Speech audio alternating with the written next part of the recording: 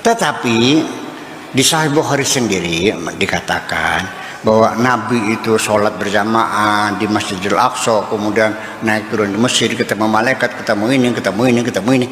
Itu mah dikatakan dalam Bukhari itu hikayat, bukan hadis. Bismillahirrahmanirrahim. Assalamualaikum warahmatullahi wabarakatuh. Alhamdulillah wassalatu wassalamu ala Rasulillah wa ala alihi wa sahbihi wa mawala amma ba'du.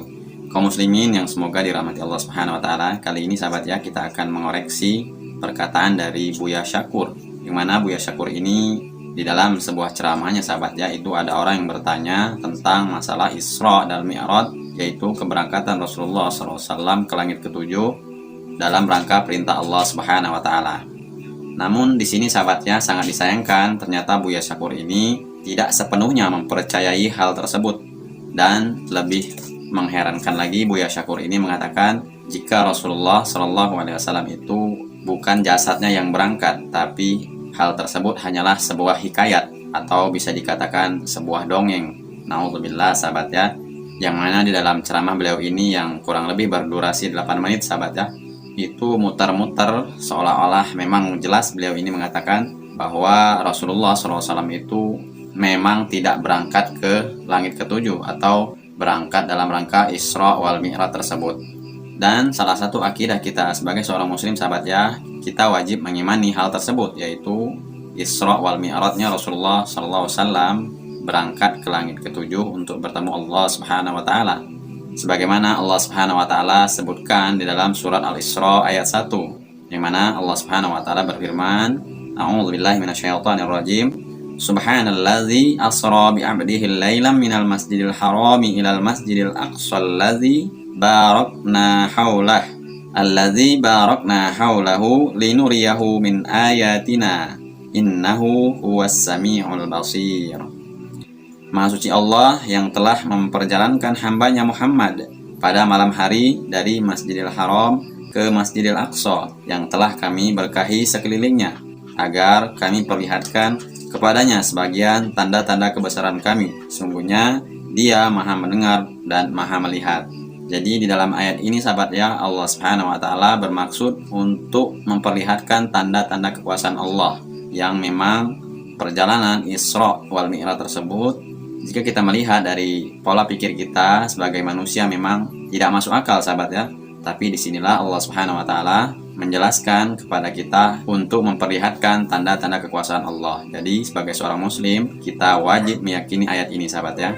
Dan mari kita simak saja sahabat ya, ceramah dari Buya Syakur dari awal sampai akhir. Bagaimana beliau ini muter-muter seolah-olah tidak percaya dengan terjadinya Isra wal Mi'raj tersebut, dan apa tanggapan netizen dengan ceramah beliau ini. Mari kita simak videonya. Dalam Isra Mi'raj ya, Isra Mi'raj ini berbeda juga antara Mu'tazilah dan Ahli Sunnah. Mu'tazilah mengatakan bahwa itu perjalanan rohani, kemudian Ahli Sunnah perjalanan jasadi.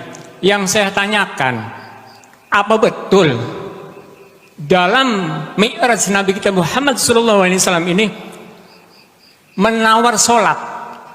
Saya pikir ini ada pelecehan Bu ya. Karena apa?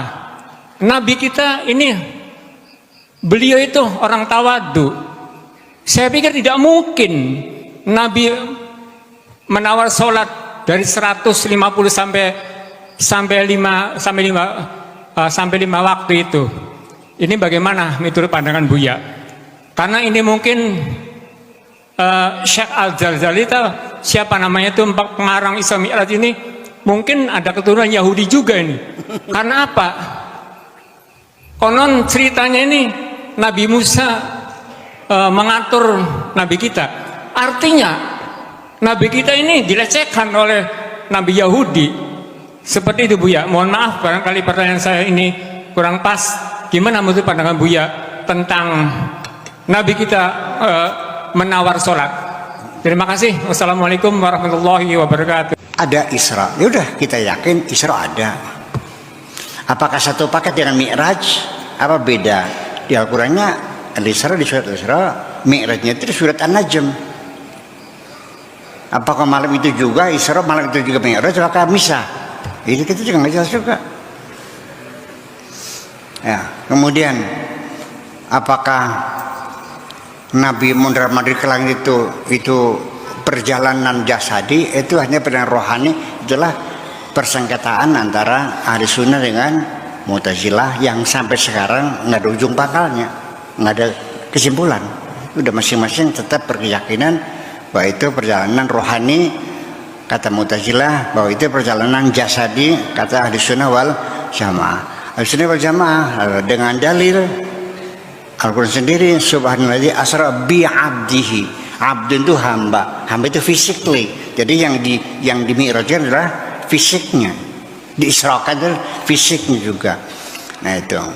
Kemudian apalagi yang penting? Yang penting adalah kita meyakini bahwa hasil dari Isra dan Mi'raj itu kita diwajibkan sholat 5 waktu. Yang wajib kita yakini bahwa sholat kita menghadap kiblat. Yang kita yakini itu yang ada.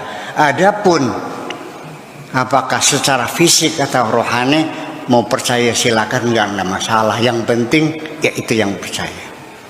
Ada yang wajib dipercayai, ada yang tidak wajib dipercaya, yang tidak boleh dipercaya. Ada yang bebas, boleh percaya, boleh.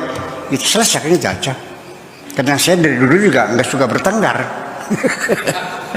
Iya kan begitu. Nggak usah ngapain. Karena kita tidak bisa membuktikan. Sudah sekarang sudah ditelan zaman. Tidak bisa membuktikan bahwa Nabi perjalanannya apakah rohani apakah jasmani. Ya. Tetapi di Sahih Bukhari sendiri dikatakan bahwa Nabi itu sholat berjamaah di Masjidil Aqsa, kemudian naik turun di Mesir, ketemu malaikat, ketemu ini. Itu mah dikatakan dalam Bukhari itu hikayat, bukan hadis. Hikayat, ngerti nggak hikayat itu? Bukhari bukan hadis. Dong, iya, mau percaya silakan, nggak udah. Dongeng. Ya, gitu. Nah, cuman di sini tadi mungkin ya, mungkin apakah hikayat ini ada kesengajaan dari pihak orang-orang Yahudi untuk mendiskreditkan Kanjeng Nabi, bahwa Kanjeng Nabi ditongor-tongor, ditunjuk-tunjuk sama Nabi Musa, nggak bakal kuat umatmu tuh sholat 50 waktu tuh, nganyang lagi gitu kan gitu. Itu juga suatu hal yang tidak wajar begitu, ya kan? Masa Nabi nganyang-nganyang sholat? Nabi itu adalah orang yang tidak pernah nganyang. Wa qulu sami'na wa ata'na ghufranaka rabbana wa ilaikal masir. Siap, kami laksanakan tugas kami, kalau salah mau diampuni. Itu aja yang menentukan adalah engkau. Jadi nggak mungkin Nabi. Jadi itu artinya superiority kompleks, superioritas Nabi Musa sebagai Nabi Yahudi ngatur Kanjeng Nabi Muhammad. Itu mungkin titipan kita aja. Sebab pada zaman itu ya, kisah-kisah tentang perjalanan langit itu sudah banyak. Dante Alighieri juga ngarang buku di Italia sebagai pencipta bahasa Italia yang pertama kali itu Dante Alighieri. Itu juga punya kita namanya La Davina, yaitu seorang kekasih mencari pacarnya di langit ke-7 namanya Petris, ya, mondar-mandir ketemu dengan malaikat yang bersayap-sayap gitu, kayak sebenarnya gitu. Kemudian Flash Gordon, ya, itu perjalanan perang bintang langit, ya. Kemudian Risalatul Ghufran, Al-Ma'arif, banyak cerita-cerita tentang perjalanan langit itu banyak. Bukan Syekh Ad-Dardiri aja, yang orang kita itu namanya Syekh Ad-Dardiri. Ya. Ya, saya tidak menyalahkan orang yang percaya. Dan saya tidak menyalahkan orang yang tidak percaya. Yang penting yang wajib dipercayai, sholat 5 waktu wajib. Sudah selesai?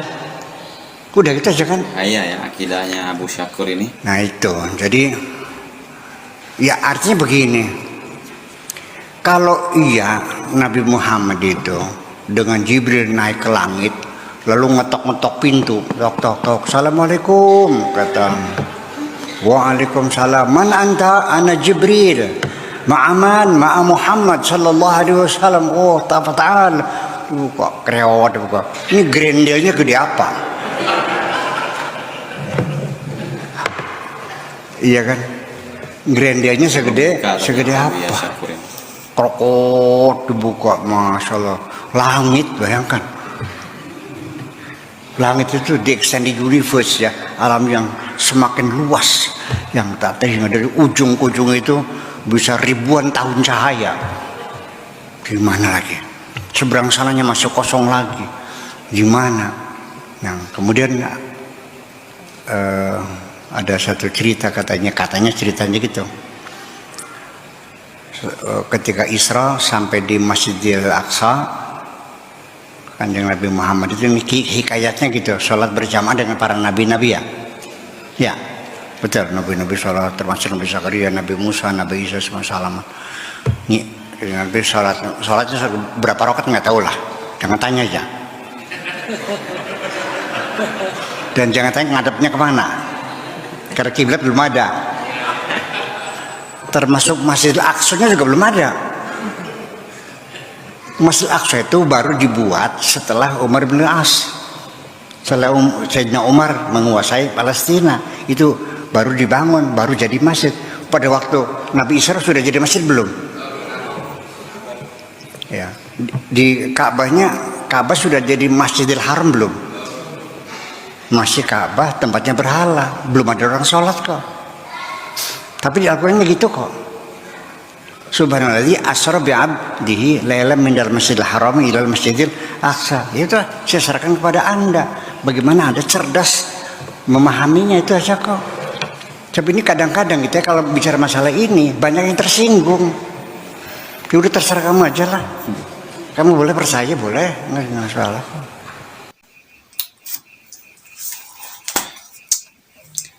Masya Allah sahabat ya, ternyata Buya Syakur ini mengerikan akidahnya. Beliau ini ternyata mengikuti akidahnya Mu'tazilah yang tidak percaya dengan sesuatu yang gaib.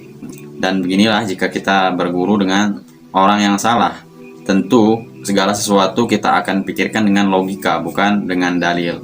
Karena banyak sekali sahabatnya di dalam hadis-hadis Rasulullah SAW tentang penyebutan Isra wal Mi'raj ini, dan ini tidak bisa saya sebutkan satu persatu sahabatnya karena hadisnya sangat panjang.